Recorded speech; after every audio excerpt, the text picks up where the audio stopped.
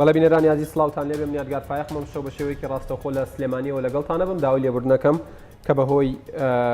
کێشەی هونەریەوە چەند خولەکێک بەرنامەکە دواکەوت دیارە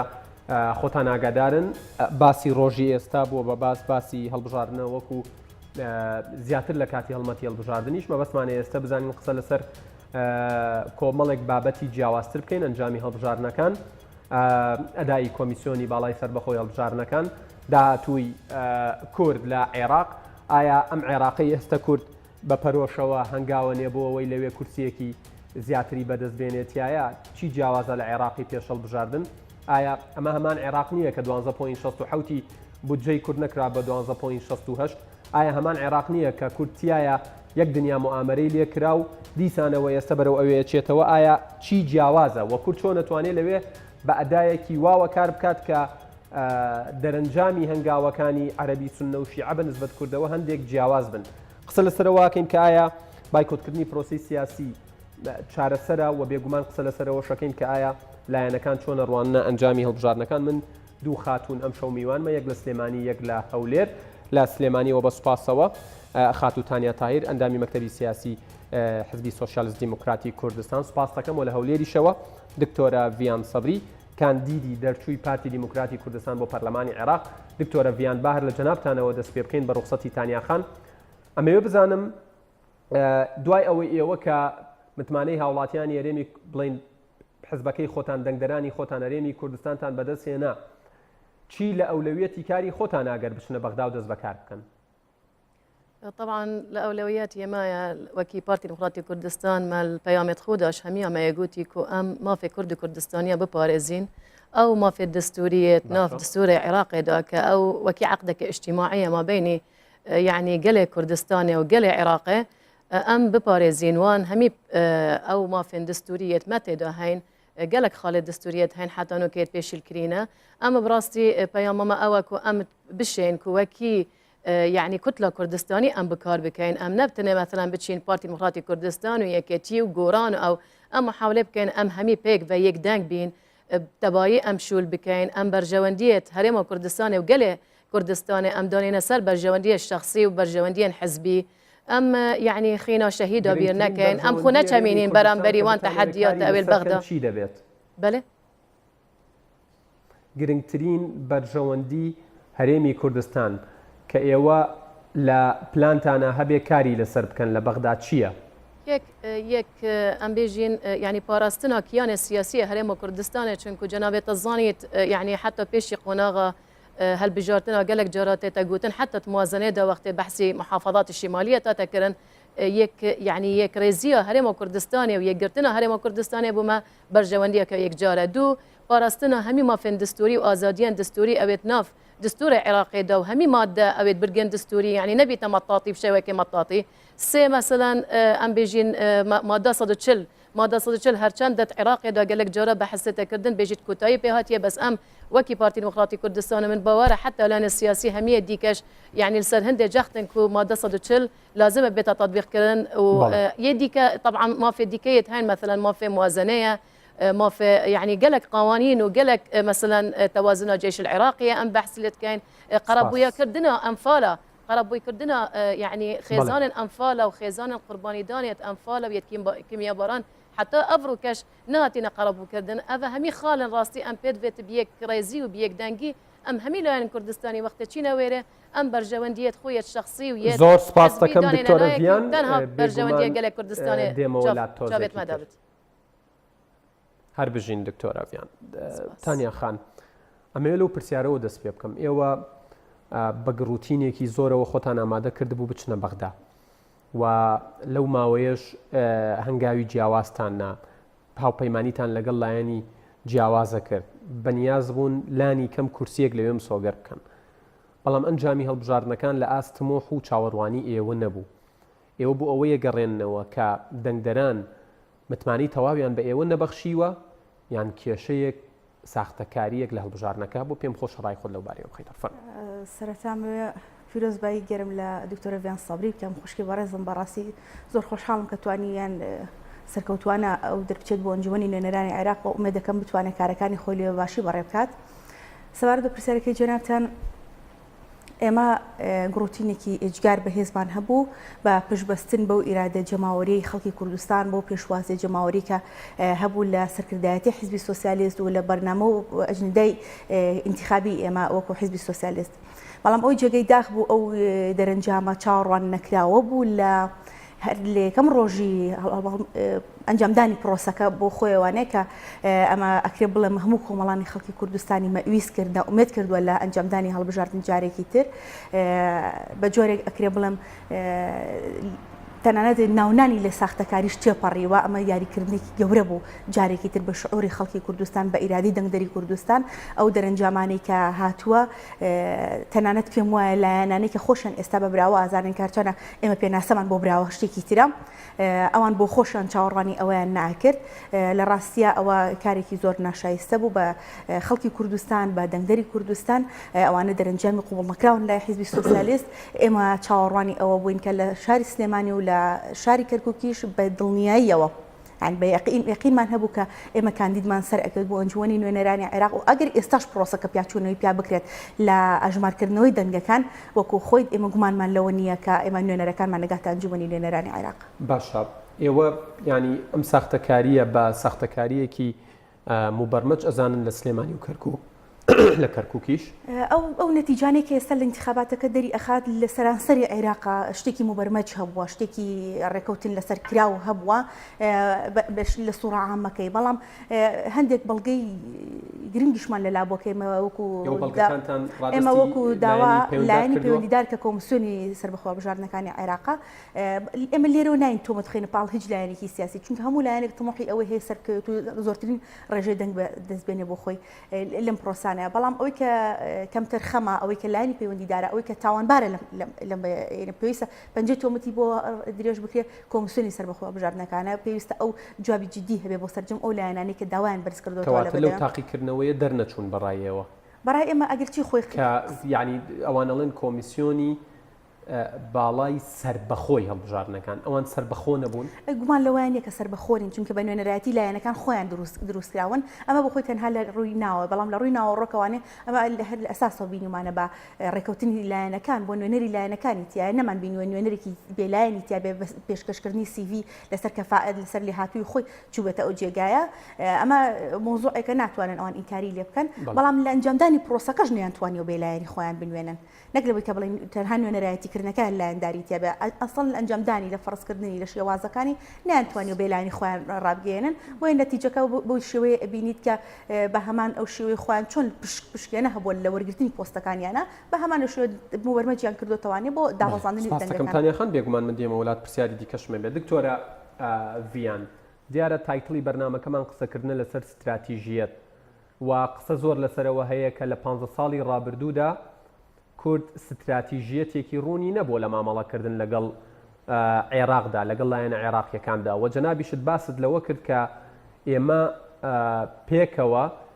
وەکو ئێک کوتلە بچینە پەرلەمانی عێراق ئایا ئەمە لە ڕووی واقعەوە ممکنە و ڕێی تێچێت؟ دەبێت ئێمە هەوڵ بۆ بدەین یعنی ئێمە دەبێت بە شێوازێکی لۆجیکی و شێوازێکی واقعی ئیش بکەین لێ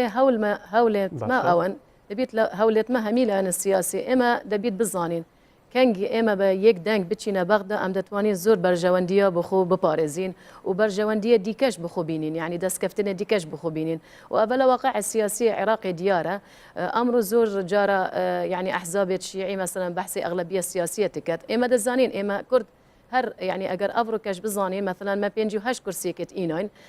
بەرامبەری مثلەن کە 54 کورسی بێت ئیناین ئێمە ئەگەر بە تەحالفێکی تەحالف بچینە بەغدا کو ئێمە بە یەک کوتلە بچینە بەغدا ئێمە دەتوانین زۆر دەستکەفتە بخوبینین ئەمە دەزانم لە واقع لۆژیکی و لە واقعی سیاسی ئەمە هەرێما کوردستانە گەلک جارە احتیمالە بەرژەوەندیت یعنیت حزبی تێنە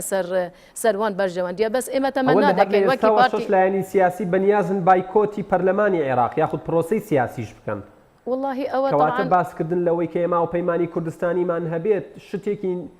مستحیل و ناممکن نییە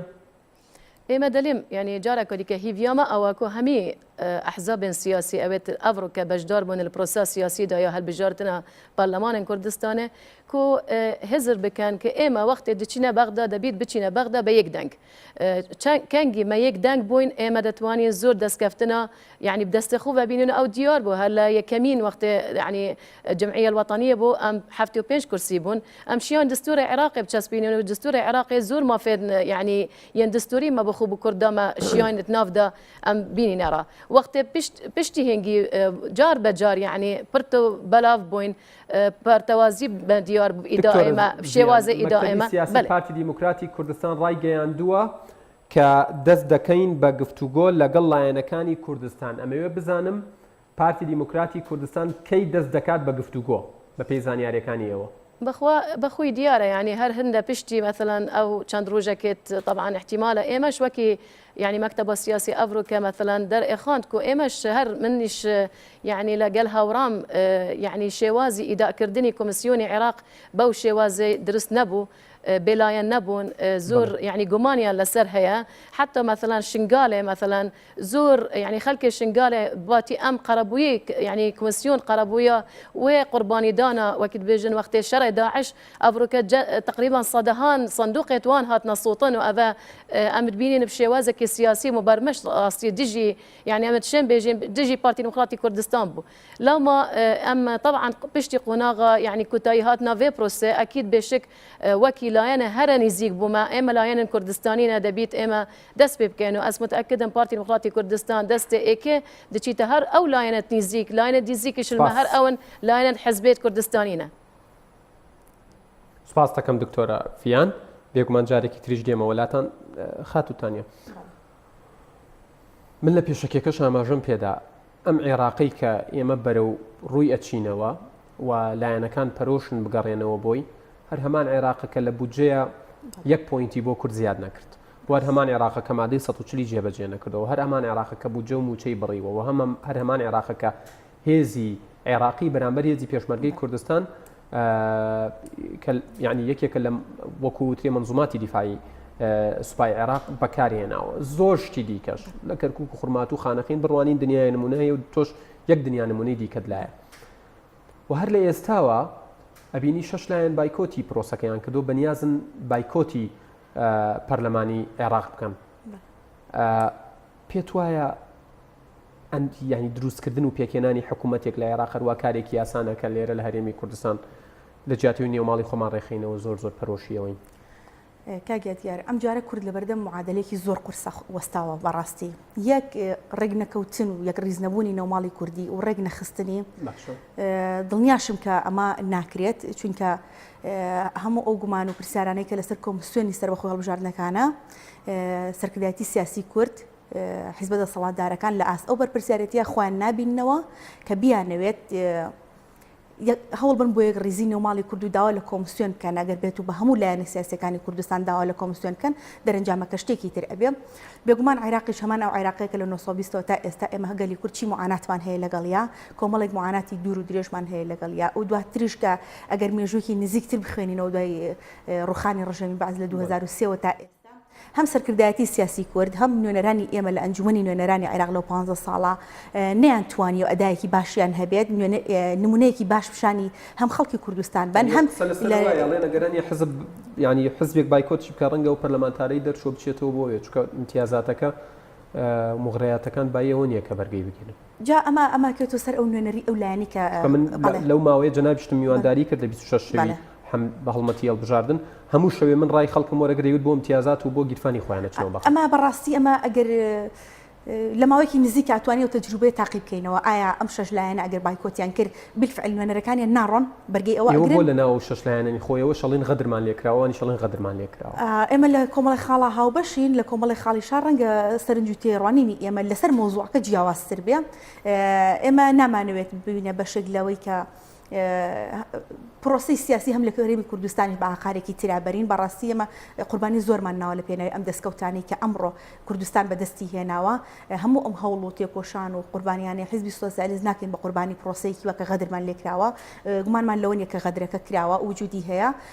ئەو ڕێگا مەدەنی و یاسایانی کە هەبوو ئێمە گرتومانەتە بەر لە بەرزکردنەوەی داوا لەلایەن کۆمسیۆنەوە نردنی نامە بۆ لایەنە پەیوەندیدارەکان و داواکردن لە سەراستی کوردستانی شنگاوتان ناوە لەگەڵ لایەنەکان لەگەڵ پارتی لەگەڵ یەکێتی بڵێن کە ئێمە غەدرمان لێکراوە ئێمە لە ڕووی ئەعلامەوانێ هەموو ئەوانەمان بەیان کردووە بەڵام ئێمە کێشەمان لەگەڵ پارتیان یەکێتی نییە ڕاستی ئێمە کێشەکەمان لەگەڵ کۆمسیۆنی باڵایە کۆمسیۆنی ئیشی ئەوە لە یەکلایی کاتەوە چ لایەنە غەدری کردووە چ لایەنێک ئەوەی کردووە ئەوان هەر ئێمە نهاتوین تۆمەت بەخشینەوە لەسەر ئەوان کۆمەڵی نەتیجە هەیە دەری ئەخات کە ئەم لایەنانە دەنگەکانیان ناتەبیعیە لە ڕاستیش ئێمە گومانمان هەیە کە دەنگەکانمان چوو بێت بۆ ئەو لایەنانە ئەوەی کە یەکلایی ئەکاتەوانێ پێویستە سەنگی مەحەک بێ بۆمە کۆمسیۆنی سەر بەخۆڵ بژاردنەکانە کەواتە ئیشی ئێمە نییە لەگەڵ پارتیان لەگەڵ یەکێتیا دانیشتوان خۆی لە ڕاستیە مۆزۆی یەکلایکردنەوە شێوازە دادپەروەرانەکە لە هەموو عێراق بۆ خۆیان ئومێدی نەماوە بۆ خەڵکی کوردستان ئێمە ژۆک و حیزبی سۆسیالیست بەشێکین لەو خەڵکە کەواتە ئێمەش بۆ شێوەیە کە ئومێدێکمان هەبێ کۆمسیۆن بتوانێت ئەم جارە ئەو دڵنیاییە بگەڕێنێتەوە بۆ خۆی خەڵکی کوردستانیان خەڵکی عێراق پشتی ئێمە بەڕاستی گەشتبین نین پێیان بەڵام ئەو ڕێگا چارانەی کە وەکو حەقی خۆمانە داکۆکیکردن لە مافی دەنگدەرەکانمان لە مافی خوێنی شەهیدەکانمان کە سوکاری شێت خوێنی دەنگی داوێنێتێ پێشمەرگی قارمان دەنگی داوێنێتێ خەڵکی بێلایەن دەنگی پێین سازش لەسەر ئەو مافانە ناکەین بەڵام نبینە بەشێک لە تێکدانی شیرازینە و کۆمەڵگەی کوردیش سپاس دەکەم تانیاخان دکتۆرە ڤیان بێمەوە لای جەنابتان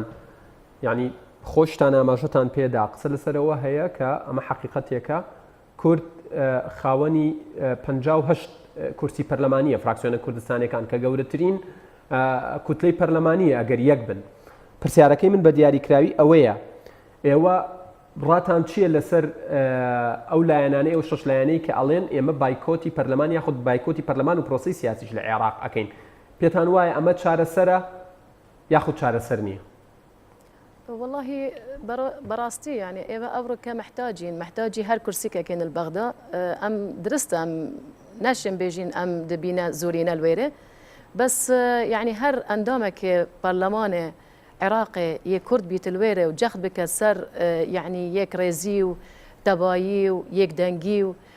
يعني كار بك بشوازك باش وبشوازك أكتف لناو برلمان عراقي ده بشك طبعا أبو ما إنجازك أبو ما كرده لو ما بديتنا من يعني شخصي أزبينم نباشة أنه أوشش لاين بيجن أم ديكوتايين ببروسا سياسي ناف برلمان عراقي ده وإما واكي بارتي ديمقراطي كردستان بيشي هالبجارتناش أم قالك جرى ما يعني ما بحثات كرن كمثلا تشيب كاين شنا كاين بس همي أحزاب تقولن أم دتشينا بروسا هالبجارتنا ودتشينا برلمان عراقي ده أبجا أبرك نتائج أبنا نتائج واقعي أبنا النتائج أبي در كفتينا مش يعني مش جمانة خو من قوت يعني مش جمانة هاي السر إداء والشوازة إداء كومسيون عراقي بس آية شارة سري هر أبيا يعني شارة سري أو كوبايكوتا بروسا سياسي بكي نتشيا برلمان عراقي ده من باورت كم وكي يعني ديتنا منها الشخصي أزبينا من نباش بو هرم كردستاني ودس كفتنت هرم كردستاني وأفريقيا قناغة كهستيارتنا في برلمان عراقي ده بيد في أزبارت كم أم همي بجدار بين بەڵێ سپاس دەکەم دکتۆرە ڤیان تانیا خان یەک کەمتر لە یەک خولەکەم ماوە پارتی ینی حزبی سۆشیالیست دیموکراتی کوردستان چ خۆی چ کاکە حەمەوەک و سەرکردەیەک و پێشمەرگەیەک مێژوویەکی دێرینی هەیە لە ناوکای سیاستکردنە بەڵام بۆ نمونابینی پارتی سیاسی نوێ هەیە دروست بووە دەنگی لە ئێوە زیاترە یان دەنگی لەو لایەنانی دیکەش زیاترە کە دەمێکە لە گۆڕەپانەکەن من بە دیاریکراوی پرسیارەکەم ئەوەیە ئەمەوێت وەڵامی ئێوە بزانم پێتان وایە کۆمەڵانی خەڵکی کوردستان چیتر گوێ نادەن بە خەبات و بە تێکۆشان و قوربانی و بۆ ئەو لەحزەیە دەنگەدەن یان شتەکە بەو شێوەیە نیە نایم گومانمان نییە لەوەی کە خەڵکی کوردستان لەبەری خۆی بەشێک بووە لەو خەبات و قوربانی دانا ئەو شەهیدانەی ئێمە هەمانە کوڕی ئەو میلەتەیە کەواتە ئەوان سەرنج و تێبینی و تێڕوانەیەکی جیاوازیان هەیە بۆ خەبات و قوربانیدانی خەڵکی کوردستان بەڵام من یەک بێ سەرنجم هەیە لەسەر کۆی لایەنە سیاسیەکان بە تایبەتی ئەوانی کە ئۆپۆزیۆن و دژە ئۆپۆزیۆنەکان کە لە دەسەڵاتدا بوون ئەمانە لە ماوەی ڕابردووە بە خراپەکارهێنانی دەسەڵات شێوازێکی ئەوە ناشرینیان پێنیشانی خەڵکا و ئۆپۆزیسیۆنەکانیش ئەوە ناشرین ناشرین دەسەڵاتیان پیشانیە یعنی سیرەکەیت ئەم هەموو لایەنەکان ئەوەندە بە ناشرینی وەصفی یەکتریان کرد نەتیجە وای لەوە هەموو حزبی سیاسی لە کوردستانە ناشرین بووە کاتی هێزێکی تازە دەرەکەوێت خەڵکی کوردستان ئەوێت تەجروبەیەکی تازەی هەبێ ئەم هێزش تاقیب کاتەوانێ ینی بەداخەوە ئەوان پێیان خەڵکی کوردستان هەندێکی ئێستا پێی وایە کە پێویستە هێزی نوێ تاقیب کاتەوانێ خۆی بخاتە بەردەم ئەو تەجروبە مەترسیدارە بزانێ ئەو هێزی تر چارەنووسی بەرەوکوێ ئەبا لەبەرەوەی کە هۆکارەکە چی بووە هۆکارەکە هەم حیزبەکانی دەسەڵاتە هەم حیزبانە بوون کە بەناوی ئۆپۆزیسیۆن و لایەنگری ئۆپۆزیسیۆنەوە ئەوەنەیە هەوڵی ناشرینکردنی یەکتری و پرۆسە سیاسیەکان بەڵێ سواز دەکەم من کاتم تەواو بوو خاتوتانیا تایر ئەندامی مەکتەبی سیاسی حزبی سۆشیالیست دموکراتی کوردستان زۆر سواز دکتۆرە ڤیان سەبری کاندیدی دەرچووی پارتی دیموکراتی کوردستان بۆ پەرلەمانی عێراق سواز بۆ جەنابیشتان. بەڵێ بینەرانی ئەزیز باسی ڕۆژ کۆتایی هات بەم شێوەیە تا باسی ڕۆژێکی دیکە ئێوە و کوردستان لە ئەمانەتی خوادا بن کاتێکی خۆش.